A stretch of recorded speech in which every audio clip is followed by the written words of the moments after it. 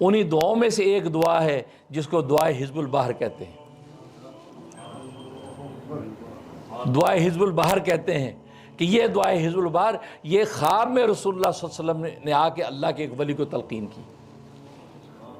ظاہر کہ رسول اللہ کی نظر امت پر ہے، امت کے فرد پر بھی ہے، امت کے مجموعے پر بھی ہے، امت کے ظاہر پر بھی ہے، امت کے باطن پر بھی ہے، امت کے دن پر بھی ہے، امت کی رات پر بھی ہے، امت کی خلوت پر بھی ہے، امت کی جلوت پر بھی ہے. ہر طرف نبی کی نظر ہے. اور جانتے ہیں آپ کہ دعائے حزب البحر کا شان ورود کیا تھا؟ شیخ ابوالحسن شاذلی رحمۃ اللہ علیہ مصر کے بہت بڑے محدث، مفسر، بڑے ولی کامل ہیں، اپنے وقت کے بڑے شیخ المشائخ ہیں، قاہرہ میں ہیں. ان کو غیب سے یہ الہام ہوا، غیب کے پردے سے ان کو یہ اطلاع ہوئی کہ اس سال آپ حج کریں گے، حج کی تیاری کریں. آپ نے اپنے مریدین متوسلین سے کہا کہ جہاز کی تلاش کرو، تو ہمیں اشارہ غیبی ہوا ہے کہ اس سال ہم حج کریں گے. اب جہاز کی تلاش شروع کی. حج کے آخری ایام تھے، کوئی جہاز میسر نہیں ہے. آپ جانتے بحری جہازوں کا دور تھا، جہاز سب نکل گئے. ایک نصرانی عیسائی بوڑھا، اس کا ایک جہاز تھا، وہی بچا، اسی کو لے لیا، چلو اسی سے کو کرایہ دو. جہاز پر سوار ہو گئے کہ اشارہ غیبی ہوا ہے، لوگ بھی سوار ہو گئے. اب جیسے سوار ہوئے، جہاز اب چلنا ہی چاہتا تھا کہ مخالف ہوا چلی. ابھی کچھ دور گیا تھا کہ مخالف ہوا اتنی تیز چلی کہ وہ جناب واپس قاہرہ کی طرف جہاز کو لے کے آ گئی. یہاں تک کہ قاہرہ کی عمارتیں، بازار سب نظر آ رہے ہیں، اور جہاز کھڑا ہے، آگے جانے کا راستہ نہیں ہے، اور مخالف ہوائیں تیز ہیں. اب ظاہر ہے کہ جو حضرت کے دوست احباب محبت والے پریشان ہیں، لیکن بعض لوگ تان تشنی والے بھی ہوتے، جی آپ تو فرماتے تھے اشارہ غیبی ہوا، یہ کیسے اشارہ غیبی ہوا ہے؟ یہ تو مخالف ہوا چل رہی ہے، جہاز کیسے پہنچے گا؟ اور حج کے دن تو قریب ہیں. وہ تان و تشنی کرنے لگے، مذاق اور ٹھٹھا اڑانے لگے. اب حضرت کو بڑا قلبی قلق ہوا، تکلیف ہوئی کہ یار یہ کیا بات ہوئی. خیر اسی رنج و غم کے اندر اب قیلولے کے لیٹے، دوپہر کا کھانا کھا کے لیٹے، تو خواب دیکھتے ہیں رسول اللہ صلی اللہ علیہ وسلم خواب میں تشریف لے آئے. دیکھو امت کی ایک فرد پہ بھی نظر ہے. اللہ تبارک و تعالیٰ کیسے اس نبی کی رحمت کو عام کر رہے ہیں. ایسی رحمت للعالمین نہیں ہے، سارے جہانوں کی رحمت ہے، سارے جہانوں کی رحمت.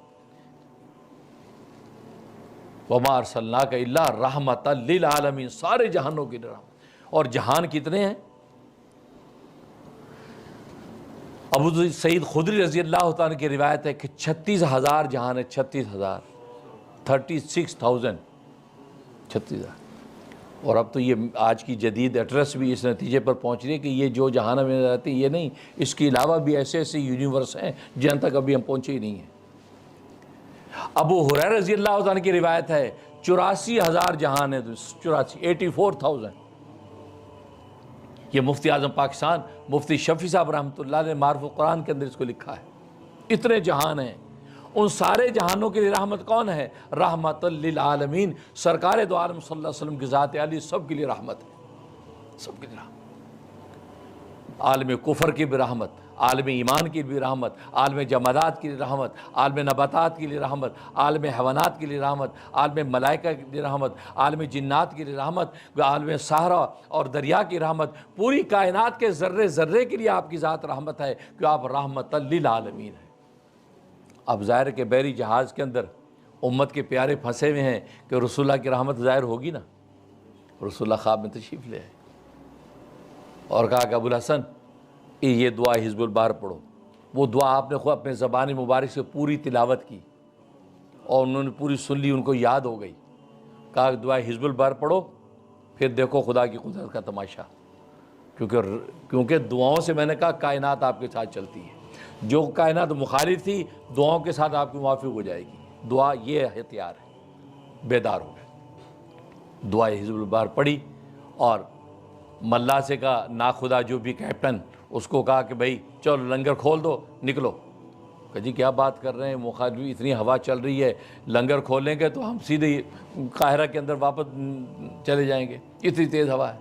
کہا کہ کوئی وسوسہ دل میں نہیں لاؤ، کیونکہ ظاہر ہے کہ رسول اللہ صلی اللہ علیہ وسلم خواب میں آتے ہیں تو خود حدیث بخاری کی حدیث ہے، فرمایا من رانی فقد رانی، جسے مجھے دیکھا اس نے مجھے ہی دیکھا ہے، فإن الشیطان لا یتمثل بی، اس لیے کہ شیطان میری مثل نہیں بن سکتا، میری شکل و صورت میں شیطان نہیں آ سکتا، لہٰذا یہ سچا خواب ہے۔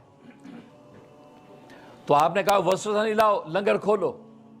اب جیسے انہوں نے تیاری کی اور لنگر کھولنے کی کوشش کی تو ہوا ایسے موافق ہوئی، اتنی تیز چلی ہے کہ وہ لنگر کھولنے کا بھی موقع نہیں مل رہا، یہاں تک کہ رسی کو کاٹنا پڑا۔ اس رسی کو کاٹا، جیسے رسی کو کاٹا ہے اور جہاز اتنی تیزی سے نکلا ہے یہاں تک کہ مکہ پہنچ گیا۔ اللہ اکبر، محمد رسول اللہ زندہ باد۔ یہ ہے دعا۔ دیکھو دعا نے کیسے ہواؤں کو آپ کے موافق کر دیا۔ آپ دعا کو ایسے معمولی سمجھتے ہیں، اجی دعاؤں سے سب کچھ ہوگا، اجی ایٹم بم سے ہوگا، اجی کلاشنکوف سے ہوگا، اجی گولی تلوار سے ہوگا، بے شک، لیکن وہ ساری چیزیں آپ کے موافق تب ہوگی جب پیچھے دعا ہوگی۔ اگر دعا نہیں ہوگی تو یہ سارے ہتھیار آپ پہ بھی تو چل سکتے ہیں۔ کتنے لوگ ہیں گولی چلاتے اپنے کو لگ جاتی، تلوار اپنی پیر کاٹ بیٹھتی ہے، آپ ہی کے خلاف وہ چیز چل جاتی ہے۔ کتنی غذائیں ہیں جو کھاتے ہیں دوسرے کھاتے ہیں، صحت پاتے آپ کھاتے ہیں، آپ کے لیے زہر بن جاتی ہے، وہی آپ کی ہلاکت کا ذریعہ بن جاتی ہے۔ معلوم یہ ہوا کہ ساری چیزیں یہ موافق ہوتی دعاؤں کی وجہ سے۔ پیچھے جب دعاؤں کا ہتھیار ہوتا ہے تو اللہ تبارک تعالیٰ جمادات، نباتات، حیوانات، ملائکہ، جنات کو آپ کے موافق کر دیتے ہیں۔ تو دیکھو دعائے حزب البحر پڑھی تو جناب دریاؤں کا رخ بدل گیا اور ہوائیں آپ کی موافق ہو گئیں، یہاں تک کہ آپ اللہ کے گھر میں پہنچے۔ یہ ہے وہ دعائے حزب البحر۔ اب ظاہر ہے کہ اس دعا کی ایسی برکت ظاہر ہوئی تو امت کے لیے جب انہوں نے عام کیا اس دعا کو، اس دعا کے انوارات ثمرات آج تک امت لوٹ رہی ہے، آج تک۔